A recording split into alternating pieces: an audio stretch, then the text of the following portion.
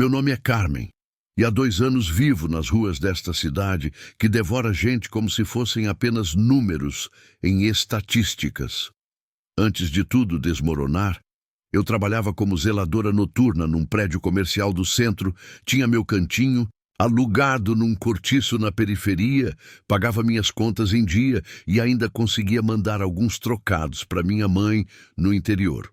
Então veio a pandemia, o prédio fechou, o aluguel atrasou, e quando me dei conta estava com uma sacola de roupas e R$ 3 no bolso, olhando para a rua como se fosse outro planeta. Os primeiros meses foram um aprendizado brutal sobre uma realidade que eu via todos os dias, mas nunca havia realmente enxergado. Aprendi que existem hierarquias mesmo entre os esquecidos. Os veteranos das ruas que protegem seus territórios com unhas e dentes, os viciados que oscilam entre momentos de lucidez aterrorizante e delírios perigosos, e gente como eu, perdida e tentando se adaptar a regras não escritas de sobrevivência urbana. Descobri que o frio da madrugada corta mais fundo quando você não tem paredes para se esconder, que a fome se torna uma dor física constante que muda completamente sua percepção do mundo, e que o som dos próprios passos ecoando em ruas vazias pode ser o barulho mais assustador que existe. Mas o que realmente me apavora não são as dificuldades óbvias da vida nas ruas. É algo muito mais sinistro que comecei a perceber depois de alguns meses observando os padrões noturnos da cidade. Existe uma rotina macabra que acontece todas as quartas-feiras, sempre entre 2 e 4 da madrugada, que envolve pessoas como eu de formas que me fazem questionar se não estou enlouquecendo lentamente. Caminhões de limpeza urbana passam pelas áreas onde dormimos, mas não são os caminhões oficiais da prefeitura. São veículos sem identificação, com funcionários que usam uniformes escuros e trabalham em silêncio absoluto.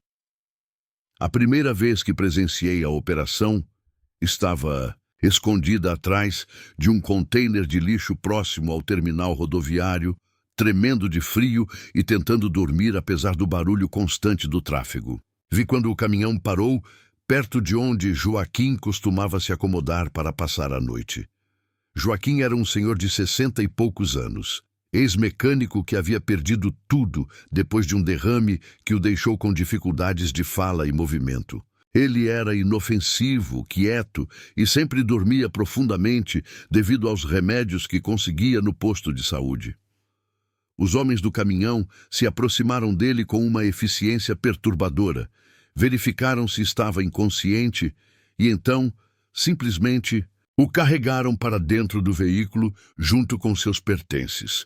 Tudo aconteceu em menos de 5 minutos, sem conversa, sem hesitação, como se fosse um procedimento de rotina. Inicialmente pensei que pudesse ser algum programa social noturno, talvez uma iniciativa da assistência social para recolher pessoas em situação de risco durante as madrugadas mais frias. Mas Joaquim nunca mais apareceu. Nenhum dos outros moradores de rua que vi sendo coletados nas quartas-feiras seguintes jamais retornou. E o mais perturbador, quando eu tentava perguntar sobre eles para outros moradores de rua, era como se essas pessoas nunca tivessem existido. Ninguém lembrava do Joaquim, da Rosa que dormia perto da estação de metrô, do Miguel que sempre pedia moedas na frente da igreja. Era como se suas memórias tivessem sido apagadas junto com suas presenças físicas. Comecei a documentar mentalmente os padrões da operação, criando um mapa mental dos locais e horários onde os caminhões apareciam. Sempre escolhiam pessoas que dormiam sozinhas, longe dos grupos maiores, preferencialmente aquelas que tinham problemas de saúde mental ou dependência química, que as tornavam menos alertas durante a noite. Nunca levavam crianças ou adolescentes, apenas adultos que ninguém procuraria, que não tinham família ativa ou vínculos sociais que pudessem gerar investigações. Era uma seleção calculada e sistemática que me fez perceber que não estava presenciando atos aleatórios de violência urbana. Era algo organizado, institucional, com objetivos específicos que eu não conseguia compreender completamente. Desenvolvi uma paranoia intensa sobre as quartas-feiras, sempre procurando lugares movimentados ou grupos maiores para passar essas noites. Comecei a observar outros moradores de rua, tentando identificar quem poderia ser o próximo alvo. Mas descobri algo ainda mais aterrorizante. Eu mesma estava sendo observada. Notei a presença de pessoas que não se encaixavam no perfil típico das ruas. Muito limpas, muito alertas, sempre posicionadas estrategicamente para ter visão ampla dos locais onde os sem-teto se concentravam. Eram vigias, coletores de informações, mapeando territórios e identificando alvos potenciais para as operações noturnas. Uma dessas vigias era uma mulher de meia-idade que se fazia passar por assistente social voluntária. Ela aparecia nas tardes de segunda-feira, oferecendo sopa e conversando com as pessoas, mas sempre fazendo perguntas muito específicas sobre nossa rotina de sono, nossos problemas de saúde, nossos vínculos familiares. Percebi que as pessoas que respondiam de forma mais detalhada às suas perguntas tinham maior probabilidade de desaparecer na quarta-feira seguinte. Quando comecei a evitá-la deliberadamente, ela intensificou seus esforços para se aproximar de mim, aparecendo nos locais onde eu costumava ficar, sempre com aquele sorriso maternal falso e perguntas aparentemente inocentes sobre meu bem-estar. A situação se tornou insustentável quando percebi que meu nome havia entrado na lista deles. Durante uma das operações noturnas, consegui me esconder próximo o suficiente para ouvir parte da conversa entre os operários do caminhão. Um deles mencionou a Carmen da região central como próximo alvo prioritário, descrevendo minha aparência física e mencionando detalhes sobre minha rotina que só poderiam ter sido coletados através de vigilância sistemática. Eles sabiam onde eu dormia, que horas eu costumava acordar, até mesmo sobre a cicatriz no meu braço esquerdo de quando caí de uma escada anos atrás. Estavam construindo um perfil completo sobre mim, aguardando o momento certo para me adicionar à sua coleta macabra. O terror de ser caçada como um animal transformou completamente minha percepção da vida nas ruas. Deixei de ver os espaços urbanos como simplesmente perigosos ou inóspitos. Agora, eles eram um campo de caça onde eu era simultaneamente predadora, procurando sobrevivência, e presa sendo perseguida por forças que operavam com recursos e organização que eu não conseguia compreender completamente. Cada sombra poderia esconder um observador. Cada pessoa oferecendo ajuda poderia ser parte da operação. Cada quarta-feira poderia ser minha última noite de existência consciente. Mudei radicalmente minha rotina, nunca dormindo no mesmo lugar, 2 noites seguidas, evitando completamente as áreas centrais durante as quartas-feiras e principalmente mantendo distância de qualquer pessoa que oferecesse ajuda de forma muito insistente. Desenvolvi um estado de hipervigilância que me mantém desperta a maior parte das noites, sempre atenta aos sons de motores se aproximando, sempre pronta para correr ou me esconder. Minha sanidade mental começou a se deteriorar sob a pressão constante do medo, mas paradoxalmente, essa deterioração pode ser o que está me mantendo viva. Pessoas com comportamento errático e imprevisível talvez não se encaixem no perfil que eles procuram. O que mais me aterroriza não é a possibilidade de morrer nas ruas. Isso sempre foi uma realidade para qualquer pessoa em situação de rua. O que me apavora é a natureza sistemática e organizada dessa operação de limpeza social. Alguém com recursos consideráveis está financiando a remoção silenciosa de pessoas que a sociedade já considera descartáveis, e fazendo isso com a eficiência de uma empresa bem administrada. Não sei se é genocídio social, experimentos Médicos ilegais, tráfico de órgãos ou algo ainda pior que minha imaginação não consegue conceber. Sei apenas que existe uma máquina institucional funcionando nas sombras da cidade, alimentando-se de nossa invisibilidade social e usando nossa própria vulnerabilidade como combustível para seus objetivos secretos. Agora vivo cada dia, sabendo que posso ser a próxima. Não pela violência aleatória das ruas, não por overdose ou doença ou frio extremo, mas por uma decisão burocrática tomada em algum escritório onde pessoas como eu somos reduzidas a números em planilhas de produtividade. Eles transformaram nossa luta diária por sobrevivência em um jogo de gato e rato, onde as regras são alteradas constantemente e onde a única vitória possível é simplesmente continuar existindo por mais um dia. E enquanto escrevo mentalmente essas palavras, observando as ruas se prepararem para mais uma quarta-feira, sei que minha própria história pode estar chegando ao fim, não com um grito ou uma luta heróica, mas com um som silencioso de portas, de caminhão se fechando sobre mais uma vida que ninguém irá procurar. Eu me chamo Elias e a rua é minha casa há mais tempo do que consigo lembrar. Não é uma escolha, nunca foi. A vida me cuspiu aqui, entre os becos úmidos e as calçadas rachadas do centro de São Paulo, onde o cheiro de esgoto se mistura com o pão amanhecido que às vezes acho nos latões. Não vou romantizar. É uma existência crua, de ossos gelados e estômago roncando, mas aprendi a sobreviver. Só que naquela noite, algo mudou. Algo que ainda faz meu coração disparar quando penso nisso.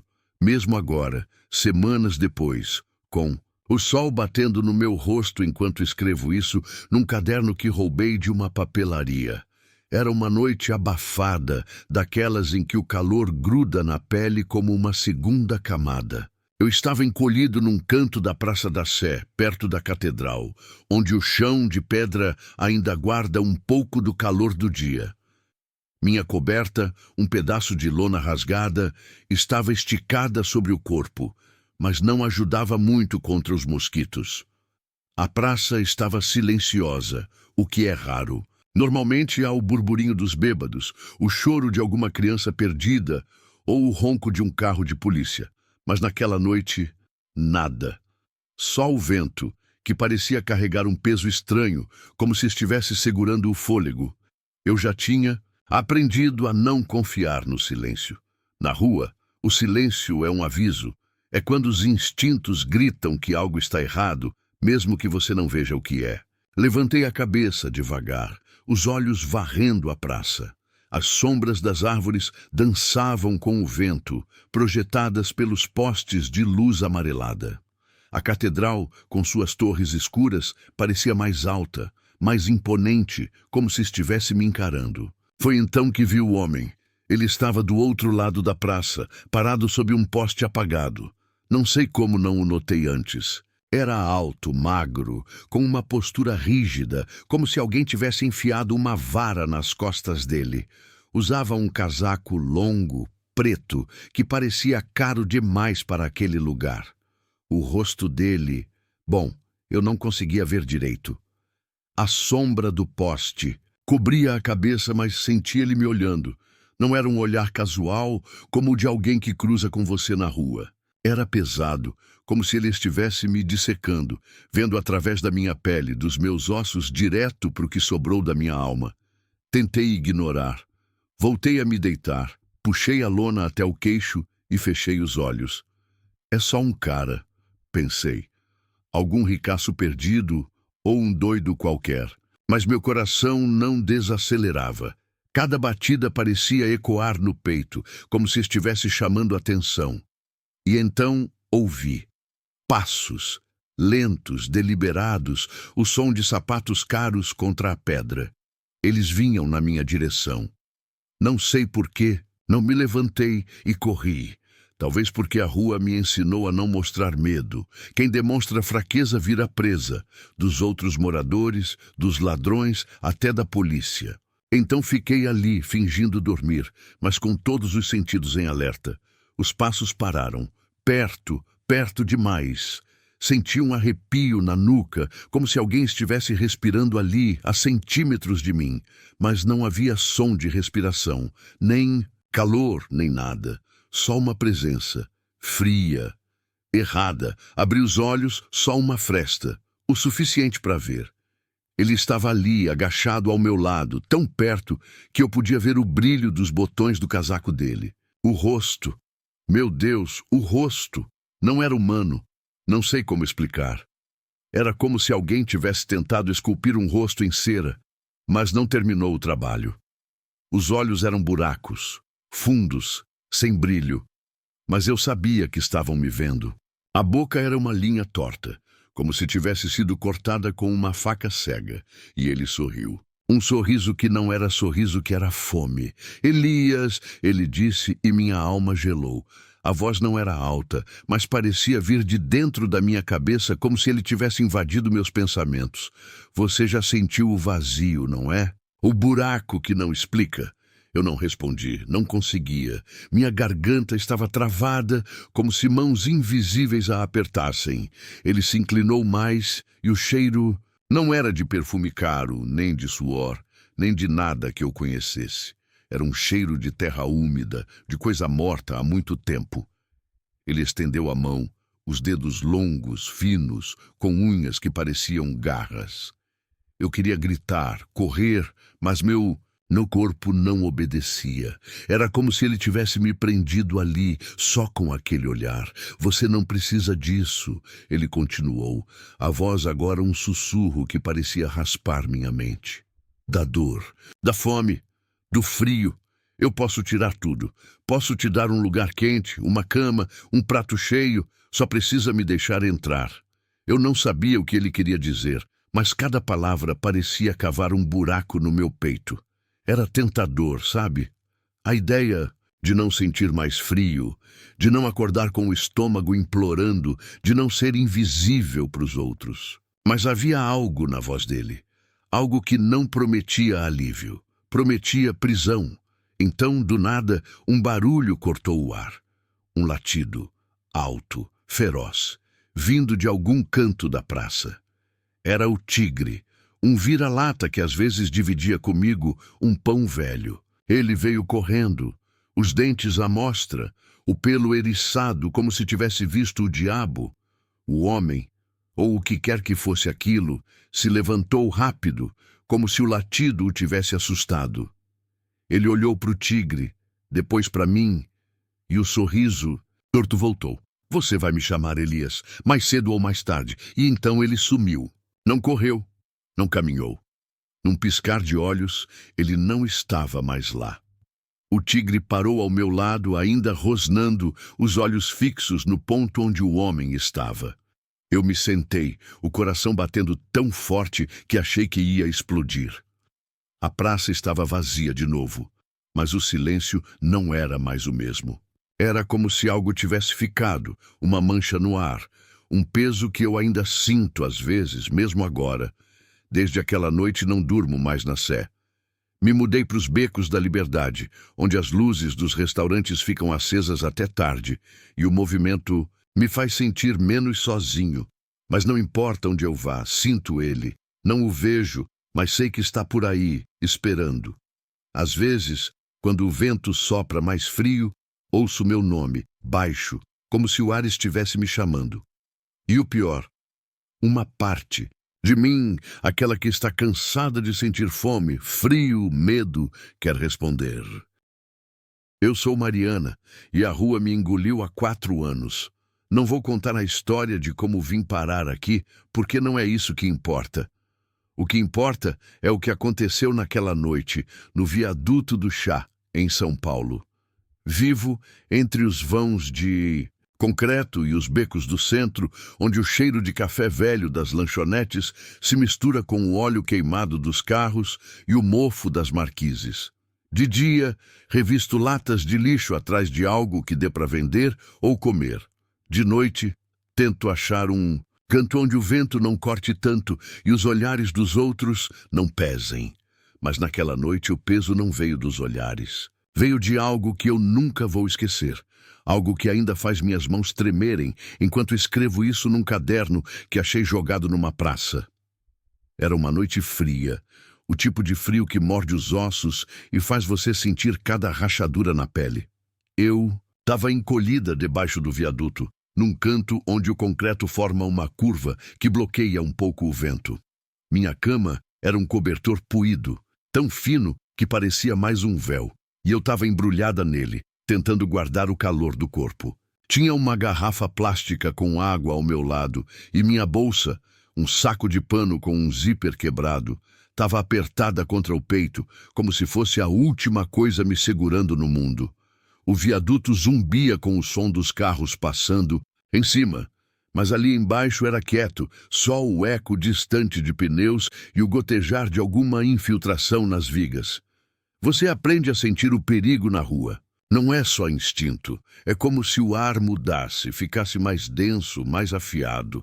Naquela noite, o frio parecia vivo, como se estivesse me cercando. Levantei os olhos, devagar, tentando não fazer barulho. O viaduto era um labirinto de sombras, com as luzes dos postes da rua jogando manchas amareladas no concreto.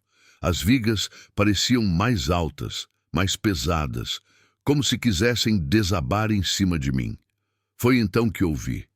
Não era um passo, não era um som que eu podia nomear. Era um roçar, como se algo pesado estivesse sendo puxado pelo chão, mas não era arrastar, era deliberado, como se estivesse testando o espaço. Olhei para o lado, para o escuro onde o viaduto encontra a rua. Tinha um homem ali, parado, a uns 20 metros.